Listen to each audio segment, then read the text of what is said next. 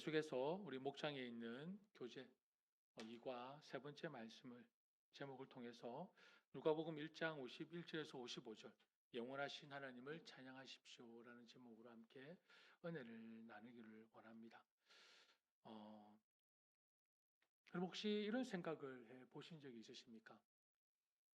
이것만큼은 결코 변하지 않을 거야. 이것만큼은 내 믿음을, 내 신뢰를 배신하지 않을 거야.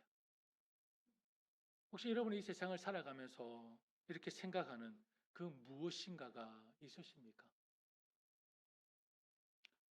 돈, 금 같은 물질이 될 수 있을 것이고, 권력, 능력, 실력이 될 수 있을 것이며, 사람과의 관계가 그 대상이 될 수 있을 것입니다. 어떤 사람은 법적인 계약이 반드시 지켜질 것이라고 확고하게 믿는 사람도 있습니다. 그러나 현실을 보게 되면 계약은 파기되거나 법적 분쟁이 발생하는 경우가 허다합니다.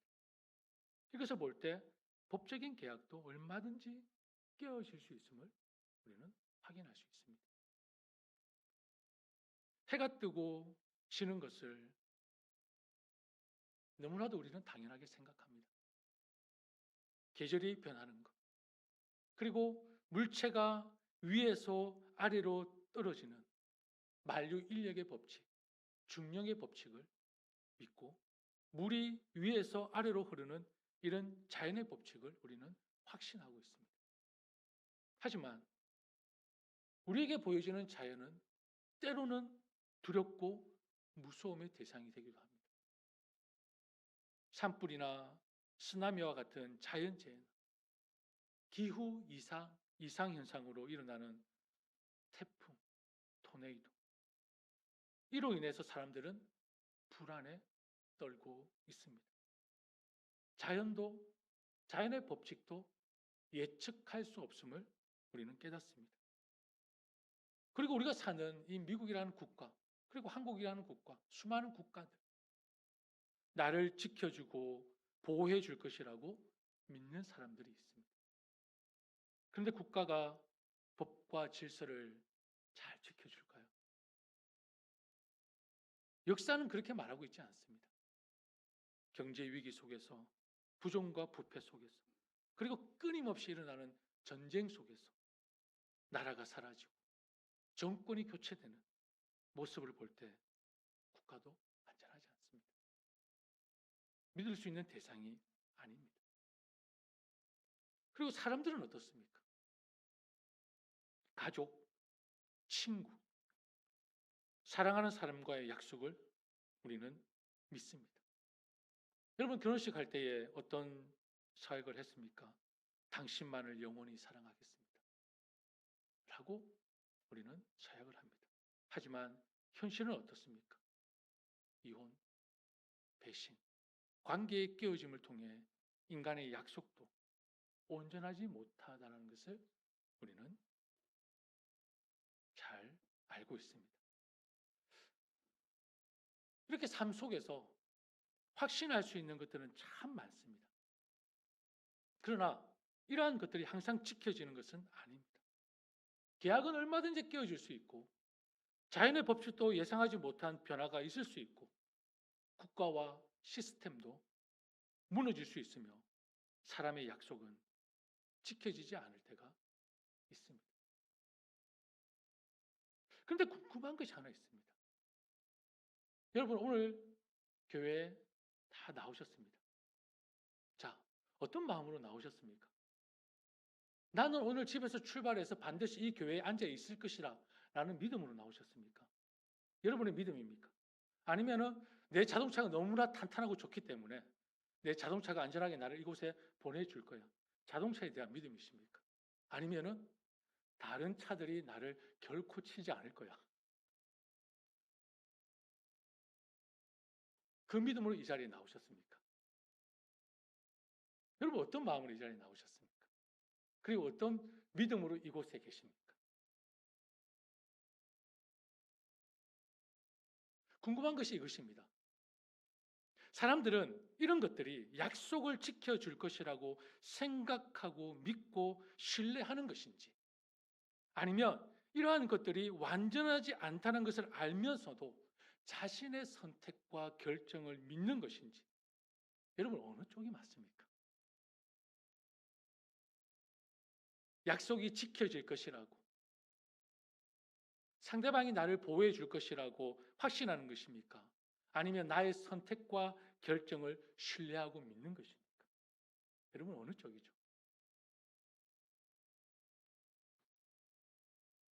아마도 사람들은 여전히 이러한 것들을 믿고 신뢰하는 것은 대부분의 경우 지켜지기 때문이 아닐까 생각합니다.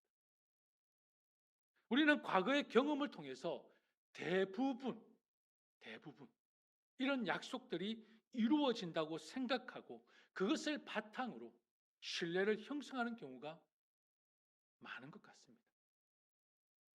그러나 우리가 간과하고 있는 중요한 문제가 하나 있습니다. 나도 그 대부분에 속한 나의 믿음과 확신이라는 것입니다. 대부분에 속하는 나의 믿음과 신뢰가 여러분 깨어졌을 때, 여러분 그거에 대한 대책이 있으십니까? 그거에 대한 예방이 있으십니까? 대부분은 그 믿음과 확신이 깨어지지 않음을 믿는 나의 믿음, 나의 신뢰였습니다. 그게 돈이 될 수 있고요. 그게 관계가 될 수도 있고요. 그게 나의 권력과 능력이 될 수도 있고요. 그게 자연이 될 수도 있고요. 대상은 얼마든지 있습니다. 그런데 그 대부분이, 내 믿음과 확신이라는 그 대부분이 깨어졌을 때 보여지는 현상도 대부분 이렇게 반응한다는 것입니다. 어떻게 반응할까요? 내가 믿은, 나도 대부분이나 속해 있었던 나의 믿음과 신뢰가 깨어졌을 때에 반응하는 모습도 대부분 이렇다라는 것입니다. 뭘까요? 나의 잘못이 아니야. 내 실수가 아니야. 네가 나한테 어떻게 그럴 수가 있어? 세상이 나한테 어떻게 그럴 수가 있어? 내가 뭘 잘못했지? 내가 뭘 실수했지? 상대방과 세상을 향한 원망으로 대부분 반응을 보인다는 것입니다. 상대방에 대한 믿음은 나의 확신이고 나의 믿음인데, 그 믿음과 그 확신이 깨어진 것은 상대방의 실수와 잘못이라는 것입니다. 여러분 다시 한번 묻겠습니다. 세상이, 사람이 완벽하다고 믿으십니까? 믿으십니까?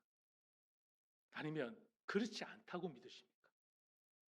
그렇다면 처음에 내가 가진 상대방에 대한 믿음, 신뢰에는 아무런 잘못과 실수가 없습니까? 나는 저 사람을 믿었어. 나는 돈을 믿었어. 나는 권력을 믿었어. 나의 확신과 믿음에는 실수가 없고 잘못이 없는 것입니까? 세상이 완전하지 않고 완벽하지 않은 모순 덩어리라는 것을 대부분의 사람들은 알고 있을 것이라고 저는 믿습니다. 그럼에도 나는 예외라는 생각으로 그 대부분이라는 그룹에 속해 살고 있다가 그 대부분에서 떨어져 나오는 순간, 그 그룹에서 깨어져 나오는 순간 우리는 또 다른 대부분이 되는데 내 실수가 아니야. 내 잘못이 아니야. 내 선택과 결정이 잘못된 것이 아니야. 세상과 상대방을 탓하는 우리의 모습이 또 대부분의 그룹을 이룬다는 것입니다. 물론 이 세상을 사는 한 사람이 저도 이 모습의 예외일 수가 없습니다. 저도 이러한 과거를 경험하고 겪으며 지금까지 왔습니다. 이 세상이 완전하지 않고 완벽하지 않으면서도 인간은 어리석은 결정과 선택 속에서 벗어나지 못할 때가 있습니다. 세상의 약속을 신뢰하려고 합니다. 자신의 선택과 결정을 신뢰하고 믿으려고 합니다. 그러면서 그 약속이, 그 신뢰가 깨어지는 순간 내 안에서 만들어진 그 총과 칼이 어디를 향합니까? 세상을 향해, 상대방을 향해 마구 쏘아대고 찌르기 시작합니다. 이것이 인간입니다. 이것이 인간의 한계이며 연약함입니다. 지난 시간에 말씀을 드렸습니다. 인간이 성장하면서, 인간이 자라면서 이제 후로는 이라는 시점이 반드시 단계를 거쳐야 합니다. 그래야 성장을 이룰 수가 있습니다. 인간의 한계를 깨닫고 영적인 존재로서 영원한 삶을 소망하고 이 땅에서 천국을 이루기 위해서는 영원하신 하나님을 만나는 그 순간, 인간으로서 가장 중요하고 반드시 일어나야 하는 사건, 이제 후로는 이라는 시점이 없다면 여러분, 인간은 인간의 가치를 이 땅에서 실현해낼 수가 없습니다. 인간은 인간다운 삶을 살아갈 수가 없습니다. 인간이 왜 존재하고 인간이 무엇인지 그 답을 찾을 수가 없습니다. 왜요? 나를 설계하시고 나를 창조하신 하나님을 만나지 못했기 때문에. 사람은 인간을 창조하신 하나님을 만나야 이 땅에서 삶에 대한 분명한 이유와 목적과 방향을 깨닫고 바르게, 올바르게 살 수 있는 것입니다. 오늘 본문은 지난주에 이어 마리아의 창가로 알려진 본문의 말씀입니다. 하나님을 만난 한 여인의 고백을 우리는 함께 읽었습니다. 하나님은 교만한 자들을 흩으시고 권세 있는 자들을 낮추시며 부자들을 빈손으로 떠나보내신다고 말씀하십니다. 그걸 마리아가 하나님을 그렇게 찬양하고 있습니다. 여러분 어떻습니까? 이 고백이 여러분의 고백입니까? 여러분 믿으십니까? 여러분 마리아의 고백이 여러분의 고백이 맞습니까?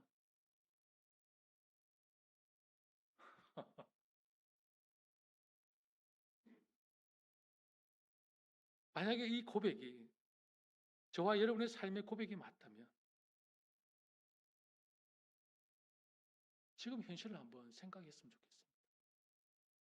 현실을 보면 여전히 교만한 사람들, 권력을 가진 자들, 하나님 없이 돈만 있는 부자들이 여전히 세상에서 활기를 치고 있습니다. 그렇다면 우리는 반문해야 되지 않습니까? 하나님, 도대체 어디에 계십니까? 하나님 지금 무엇하고 계십니까? 하나님 살아계십니까? 왜 하나님은 지금 당장 이 자들을 심판하지 않으십니까? 이렇게 반문해야 마땅한 것 아닐까요? 근데 마리아는 지금 우리보다 더 녹록하지 않은 어렵고 힘든 상황 속에 여호와 하나님을 찬양하고 있습니다. 마리아의 창가로 알려진 너무나 유명한 마리아의 고백입니다. 도대체 마리아는 어떤 마음으로 하나님을 이토록 찬양하며 하나님을 높이고 있을까? 결코 하나님을 찬양할 수 없는 상황인데, 하나님의 영광을 높일 수 없는 상황인데 어떻게 마리아는 이토록 어떤 마음으로 이렇게 하나님을 찬양하고 높일 수 있을까? 여러분 무슨 차이일까요?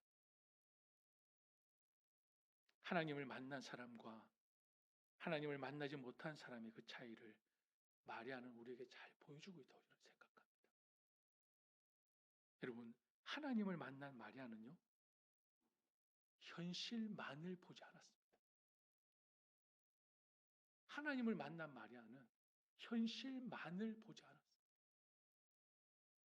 현실을 뛰어넘는 영원한 나라, 영원한 삶을 보장하는 영원하신 하나님을 바라본 것입니다. 그렇기에 이 현실이 누가 봐도 너무나도 힘들고 고통이고 고난인 이 현실이, 마리아는 이 현실이 불편하지만은 않았습니다. 왜요? 하나님은 하나님의 때에 하나님의 방법으로 하나님의 나라를 이루실 것을 마리아는 믿었기 때문입니다. 그래서 마리아는 영원하신 하나님을 이토록 찬양하고 있는 것입니다. 말씀 한 구절 볼까요? 같이 읽습니다. 의인도 악인도 하나님이 심판하실 것이다. 모든 일에는 때가 있고 모든 행위는 심판받을 때가 있기 때문이다. 전도서 3장 17절 말씀입니다. 하나님을 만난 사람들은 현실이라는 시간과 공간에만 결코 갇혀있지 않습니다. 비록 고난과 고통이 내 삶을 짓누르는 상황이라 할지라도 하나님을 만난 사람들은 이 상황이 끝이라고 생각하지 않습니다. 왜요? 하나님은 살아계시는 영원하신 분이시기 때문입니다. 영원하신 하나님을 만났기에 영원한 삶을 소망하는 것입니다. 그렇기에 때가 차면 하나님은 이 세상을 심판하실 것임을 믿는 것입니다. 지금은 악한 자가 형통해 보일 수 있지만 그것이 영원하지 않다는 것을 믿는 것입니다. 그리고 또 한 가지 우리가 생각해야 할 것은 여전히 세상에 이런 사람들이 존재하고 있음을 우리가 보고 있다는 것은 무엇일까요? 우리가 그것을 막 기분 나쁘고 때로는 불만이고 하나님 정말 살아계십니까? 라는 그 감정, 그 마음을 품고 그 사람을 보고 있다는 것은 지금이 무슨 때라고요? 구원의 때라는 것입니다. 지금이 기회라는 것입니다. 하나님은 세상을 향해 지금 회개의 기회를 주고 계시는 것입니다. 같이 한번 읽어볼까요? 어떤 이들이 생각하는 것과 같이 주님께서는 약속을 더디 지키시는 것이 아닙니다. 도리어 여러분을 위하여 오래 참으시는 것입니다. 하나님께서는 아무도 멸망하지 않고 모두 회개하는 데에 이르기를 바라십니다. 베드로후서 3장 9절 말씀입니다.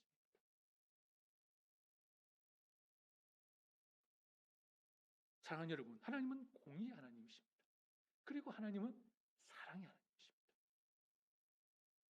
지금도 여전히 저와 여러분 그리고 세상을 향해 회개할 기회를 주시기 위해 심판을 즉각적으로 행하지 않으시고 계심을 여러분 마음에 잘 새겨 놓으시기를 바랍니다.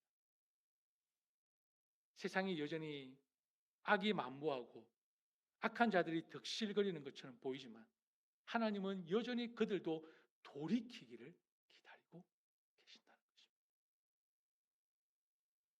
여러분 자신에게 한번 물어봐 주시겠습니까? 자신에게 한번 물어봐 주십시오.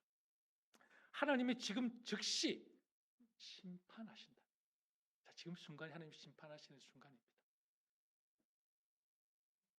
그러면서 여러분에게 자신에게 물어봐 주십시오. 넌 어떻니? 괜찮니? 행복하니? 아니면 두렵니? 대답하셨습니까? 하나님 지금 즉시 지금 심판하십니다. 지금 심판입니다.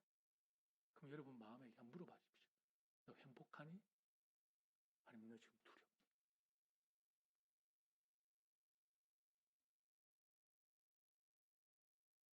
만약 여러분 스스로 대답하셨습니다. 대답하셨겠죠? 예. 만약 여러분 구원의 확신으로 여러분 마음에 정말 기쁨이 있고 행복하시다면 혹시 그 구원 나 혼자만으로 혹시 만족하고 계십니까? 하나님의 구원은 그런 것입니까? 저와 여러분은 하나님을 믿는 자로서 하나님의 마음은 어떤 마음이신지 정말 알고 계십니까? 지금도 여전히 기다리고 계십니다. 하나님. 누구를요? 내 주변에 아직도 하나님을 만나지 못한 자들이 주께로 돌아오는 그 순간을 가장 손꼽아 기다리시는 분. 그분이 우리 아버지 하나님이십니다.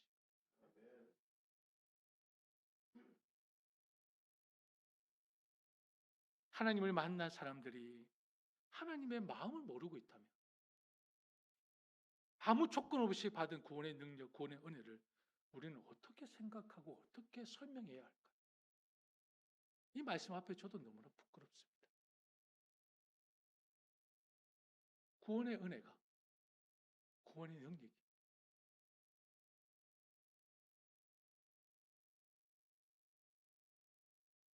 마지막으로 생각해 볼 것은 이것입니다. 하나님이 여전히 이런 사람들을 심판하고 계시지 않는 것은 하나님의 심판을 두려워하지 않는 사람들에게 주어진 지금이 시험의 기간이라면 어떻게 받아들이겠습니까? 하나님의 심판이 전혀 두려워하지 않아요. 하나님의 심판이 전혀 두렵지 않는 자들에게 테스트의 시간이다. 시편 73편 3절과 17절 말씀입니다. 같이 읽습니다. 그것은 내가 거만한 자를 시샘하고 악인들이 누리는 평안을 부러워했기 때문이다. 그러나 마침내 하나님의 성소에 들어가서야 악한 자들의 종말이 어떻게 되리라는 것을 깨닫게 되었습니다. 시편 기자의 고백입니다. 시편 기자는 처음에는 악인이 형통한 것을 보고 시험에 들었다고 합니다. 그러나 결국 하나님의 성소에 들어갔을 때 악인의 마지막이 어떠한지를 깨닫게 되었습니다. 맞습니다. 지금 당장 악한 자들이 승리하는 것처럼 보일지라도 여러분, 진리는 그들이 하나님의 심판을 피할 수 없다는 것입니다. 하나님은 여전히 지금도 세상을 지켜보시며 모든 것을 알고 계시고 지금도 여전히 참고 계시는 영원하신 하나님이심을 여러분 잊지 마시기를 바랍니다. 말씀을 정리하겠습니다. 사랑하는 성도 여러분, 성경 전체를 보게 되면요, 세상은, 그리고 지금 여러분 옆에 한번 보시겠습니까? 사람 보십시오. 세상은, 사람은 믿음의 대상이 아닙니다. 죄송합니다만 믿음의 대상이 아닙니다. 찬양의 대상이 아닙니다. 성경은 분명히 말씀합니다. 오직 하나님만이 믿음의 대상이며 신뢰의 대상이며 찬양 받으실 분이라는 것을 분명하게 선포하고 있습니다. 같이 선포해 볼까요? 같이 있습니다. 나 주가 말한다. 나 주에게서 마음을 멀리하고 오히려 사람을 의지하며 사람이 힘이 되어 주려니 하고 믿는 자는 뭐한다? 저주를 받을 것이다. 하나 더 볼까요? 주님께 몸을 피하는 것이 사람을 의지하는 것보다 낫다. 주님께 몸을 피하는 것이 높은 사람을 의지하는 것보다 낫다라고 하나님께서 말씀하십니다. 하나만 더 볼까요? 너희는 이웃을 믿지 말아라. 친구도 신뢰하지 말아라. 품에 안겨서 잠드는 아내에게도 말을 다 털어놓지 말아라. 아멘. 제 말이 아닙니다. 하나님의 말씀입니다. 뒤에 가서 말씀드릴게요. 오해하지 마십시오. 뒤에 가서 갑자기 제가 예, 뒤에 가서 말씀을 드리겠습니다. 제가 미가서 7장 5절에 나와 있습니다. 여러분, 사람은 믿음의 대상이 아님을 분명히 말씀하셨습니다. 사람은 연약하고 실수할 수 있기에 온전히 신뢰할 만한 대상이 아닙니다. 사람을 지나치게 믿고 의지하는 것은 결국 영원하신 하나님을 떠나는 길이 될 수 있음을 말씀은 경고하고 있습니다.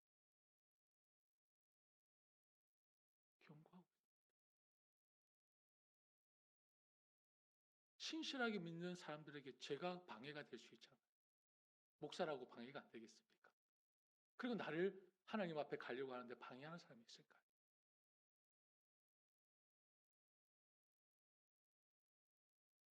오히려 성경은 이렇게 말하죠. 같이 있습니다. 새 계명을 너희에게 주노니 서로 사랑하라. 내가 너희를 사랑한 것 같이 너희도 서로 사랑하라. 너희가 서로 사랑하면 이로써 모든 사람이 너희가 내 제자인 줄 알리라. 하나 더 볼까요? 형제의 사랑으로 서로 다정하게 대하며 존경하기를 서로 먼저 하십시오. 아멘. 하나님은 우리 서로를 믿으라고 말씀하지 않으셨습니다. 뭐라고 말씀하셨죠? 사랑. 존중하고 존경해라. 섬겨라 말씀하셨습니다. 우리는 서로 존중하고 사랑하고 섬기는 관계이지 믿음의 관계가 아니라는 것입니다. 그렇다고 이제 말씀드리면 오해하지 마십시오. 진실한 관계 안에서 부부로서, 친구로서, 동력자로서 신뢰 자체를 성경은 부정하는 것이 결코 아닙니다. 아닙니다. 사람은 온전하지 않기 때문에, 완벽하지 않기 때문에 온전한 믿음의 대상은, 완벽한 신뢰의 대상은, 우리 모든 것을 다해 찬양해야 할 대상은 오직 영원하신 하나님 한 분밖에 계시지 않음을, 그래서 영원하신 하나님만을 최우선으로 믿고 신뢰해야 함을 말씀하고 있는 것입니다. 오늘 마리아는 하나님의 크신 구원과 은혜를 찬양하며 겸손한 자를 높이시고 교만한 자를 낮추시는 하나님의 약속을 담대하게 선포하고 있습니다. 누가 봐도 너무나 고통스럽고 어렵고 이해할 수 없는 정말 잔인한 그 순간 속에서도 마리아는 이 현실 안에 갇혀 있지 않고 영원하신 하나님, 이토록 아름다운 찬양과 고백으로 하나님을 높이고 있습니다. 이토록 아름다운, 여러분, 이 상황에 이런 고백이 어떻게 나올 수 있습니까? 조금만 힘들어도, 조금만 고달파도, 조금만 지쳐도, 수도 없이 무너지는 내 마음을 바라보고 확인하는, 지금 앞길이 비난과 조롱과 고난의 길이 훤히 보이는데도 마리아가 어떻게 이런 고백을 하지? 아무리 봐도 하나밖에 없어요. 하나님이 함께 하시지 않으면 결코 고백할 수 없습니다.